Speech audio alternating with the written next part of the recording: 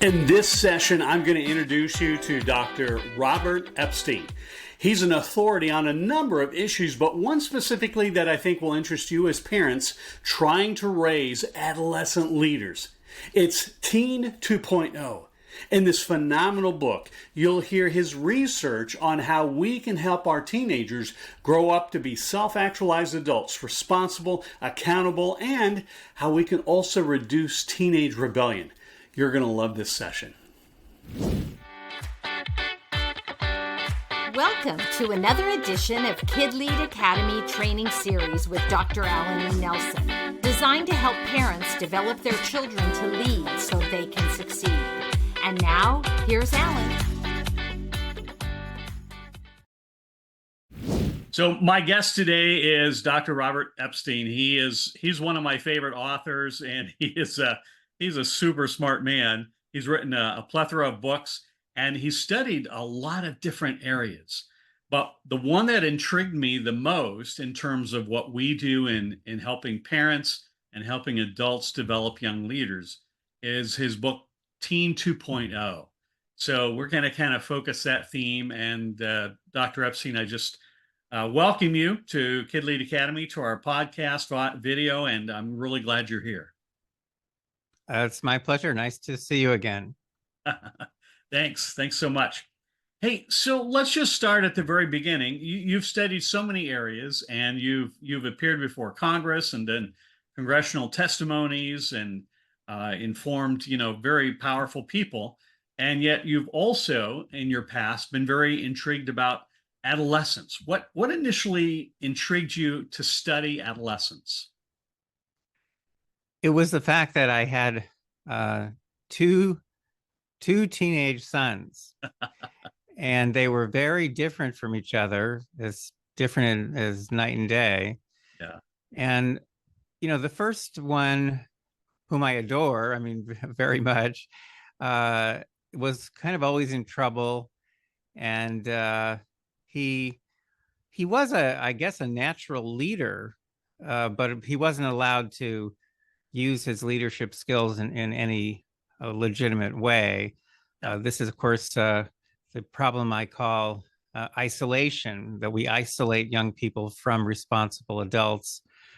We don't let them join the adult world, no matter how competent they are. But anyway, so the older one was always in trouble, but the younger one was already in a very adult way. He was very grown up. He was very mature. He balanced his fun with his work extremely well, better than I do, I think, to this day.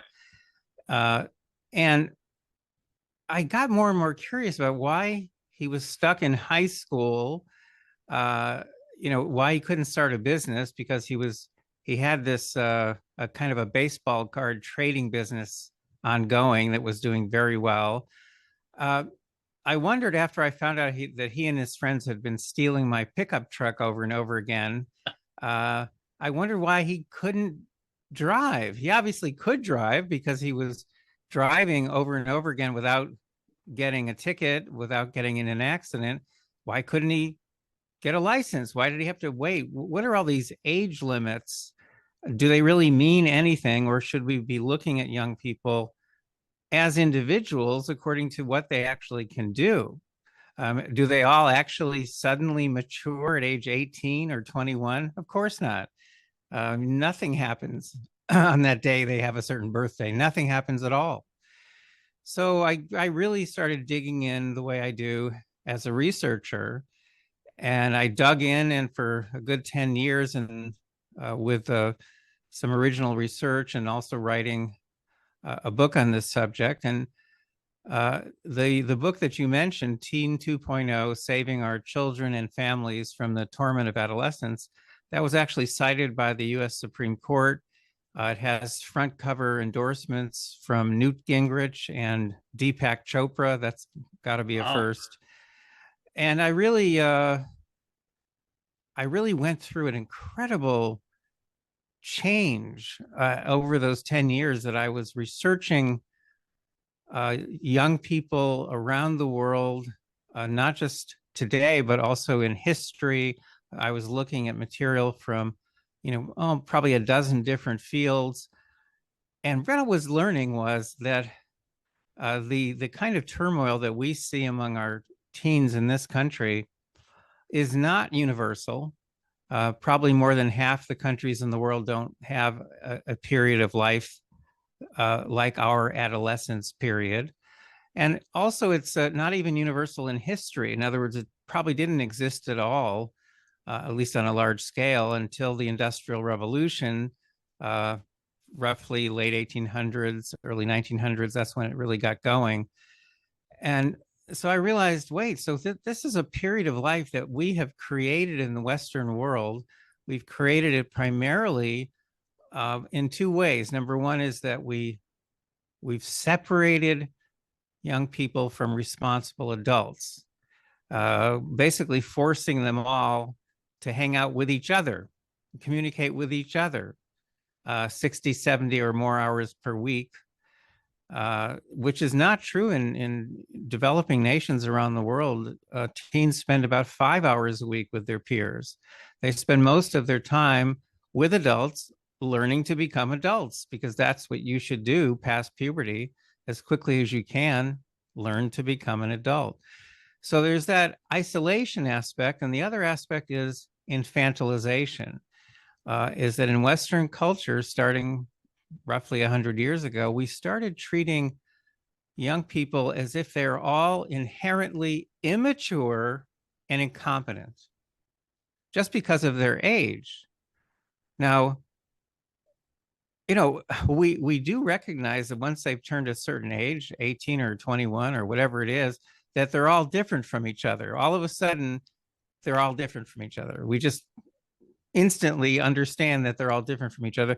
But under whatever that age cutoff is, we assume they're all the same and that they're all equally incompetent and immature, which is absolutely false.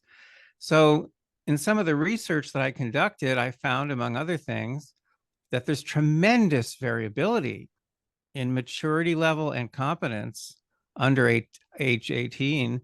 And in fact, about a third of young people between 13 and 18 are more competent than the median adult over 18, more competent than the median adult across a very wide range of adult competencies. And I started studying adult competencies. I created an online test, which has been taken by, I think, almost 1 million people. It's at howadultareyou.com.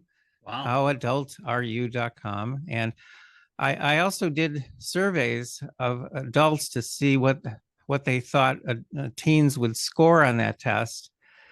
Teens, they thought, would score about 48% on this test of adultness. In fact, teens score about 89%, which is only a point or so below what adults score. Wow. So, enormous variability among young people. The conclusion was, you really have to look at them one by one. You have to encourage them to join the adult world, to develop the adult competencies that they have, to develop those as quickly as they can, and to join the adult world, because that gives their life meaning. Not force them to hang out with peers, in a world that's controlled by a couple of crazy media industries and entertainment and music industries and makeup industries, which try to exert complete control over young people in our country. So that's pretty much what I went through. It was a very difficult journey for me, very difficult. I had to cast aside all these crazy things that I had believed about young people, and I had to really look at them, with the eye of a scientist, with a more objective eye, and look at them in relation to teens in history, look at them in relationship to teens around the world. Wow. What two sons will do for you, huh? As a scientist. So you mentioned infantilize, and I've talked about that when I read that in your book, and then we had lunch together. I was that just so much sense to me because I feel like, especially as young leaders, and I grew up as an only child, and there's only room for one leader in my family, and it wasn't me, it was dad. And I felt that and I experienced that, but I think a lot of parents maybe are feeling intimidated by a strong adolescent, and certainly are intimidated many times by strong leaders. Can you define and also further define and give some examples for people listening or watching? What do you mean by infantilizing their teen? What does that look like in everyday life? I apologize for interrupting this wonderful interview, but you see, this is just an example of the premium content you'd get by joining Legacy, a private community of adults committed to developing their child's leadership potential. For the entire interview and many more similar resources, go to kidlead.com/legacy. That's kidlead.com/legacy. We hope to see you there.